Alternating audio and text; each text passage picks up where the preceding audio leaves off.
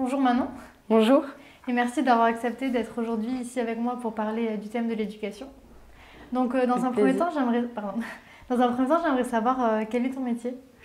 Eh bien, je me présente comme facilitatrice de projets professionnels. Donc, je m'adresse particulièrement à des femmes qui veulent créer leur entreprise ou les développer, ou bien à des personnes qui sont en quête de reconversion professionnelle pour trouver plus de sens dans ce qu'elles font au quotidien. Super. Et auparavant, tu avais eu d'autres expériences? Oui, alors auparavant, j'étais dans l'éducation nationale. Je m'occupais en fait d'élèves qui ne trouvaient pas leur compte en fait dans le système ordinaire. Et donc, je travaillais au sein de la mission générale de l'insertion. Et donc, je m'occupais d'élèves pour qui le système traditionnel ne convenait pas pour X raisons, qui étaient en décrochage ou qui étaient sortis du système sans solution. Et donc, j'essayais de leur proposer une alternative à ce qu'ils avaient connu jusque-là pour les revaloriser et qu'ils puissent trouver une place quand même, quelle que soit l'issue, soit dans le milieu professionnel, dans la vie active, soit dans un parcours de formation différent pour les remettre un peu sur les rails, pour leur proposer une solution finale. Super. Et tu leur proposais des activités en particulier pour les aider ou... Alors, ça dépendait de leurs difficultés. Moi, je suis toujours partie des élèves. Je suis très attachée, par exemple, aux pédagogies individualisées. Et donc, j'allais pas proposer pour tout le monde la même chose. Donc, s'il y avait des élèves qui avaient des faiblesses en français parce qu'ils étaient nouvellement arrivés, par exemple, je vais leur proposer des cours de FLE. S'il y avait des élèves qui avaient vraiment un manque de confiance en eux, on allait retravailler peut-être sur des fondamentaux pour leur dire, mais de manière différente de ce qu'ils avaient vu jusqu'à présent, pour les rassurer sur le niveau qu'ils avaient. Voilà.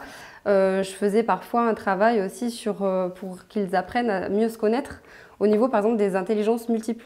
Pour dire, certes, là, dans le système ordinaire, tu n'as pas été reconnu pour telle qualité ou compétence, mais tu les as et elles sont valables, elles sont tout aussi honorables. Et voilà comment tu vas pouvoir les réutiliser, les exploiter et te sentir valorisé. Super. Et après, donc, tu as voulu quitter justement comment ça s'est passé ton Alors, reconversion? ma reconversion professionnelle, en fait, j'ai quitté ce métier, non pas parce que ça me plaisait pas, ça me plaisait beaucoup, mais c'était pour des raisons personnelles. J'avais un manque de flexibilité au niveau de ce travail par rapport aux divers déménagements que j'ai effectués par la suite. Pour des raisons personnelles, je suis devenue maman aussi, donc j'avais d'autres priorités. Et donc c'est pour ça qu'à la suite de ça, j'ai créé ma propre entreprise pour pouvoir être libre de mon rythme de travail, pour pouvoir travailler quand même, mais comme je l'entendais. Et avec la philosophie qui me convenait aussi. Et voilà, c'est pour ça que j'ai créé mon entreprise par la suite et que je me suis lancée, pas tout de suite, mais par la suite dans l'accompagnement de personnes en reconversion professionnelle ou en création d'entreprise. De personnes qui voulaient entreprendre leur vie professionnelle en tout cas. Super. Et en fait, du coup, des choses que tu as pu apprendre à l'éducation nationale, quand tu faisais ton métier au sein de l'éducation nationale, est-ce que tu les as retranscrites après dans le métier que tu fais maintenant? Oui, parce qu'en fait, ce que j'essayais d'intégrer dans ma pratique lorsque je travaillais dans l'éducation nationale, c'était justement non pas ce qui se faisait déjà en classe ordinaire, avec les pédagogies traditionnelles.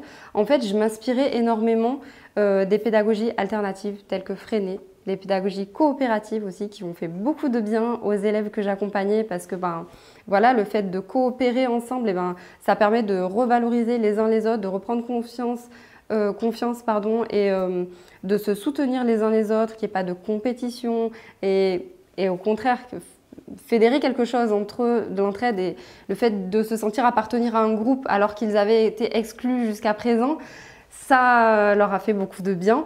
Et donc, ce sont plein de choses. En fait, j'ai fait mon mémoire là-dessus, mon mémoire d'études en master sur les pédagogies alternatives et notamment coopératives, freinées, institutionnelles.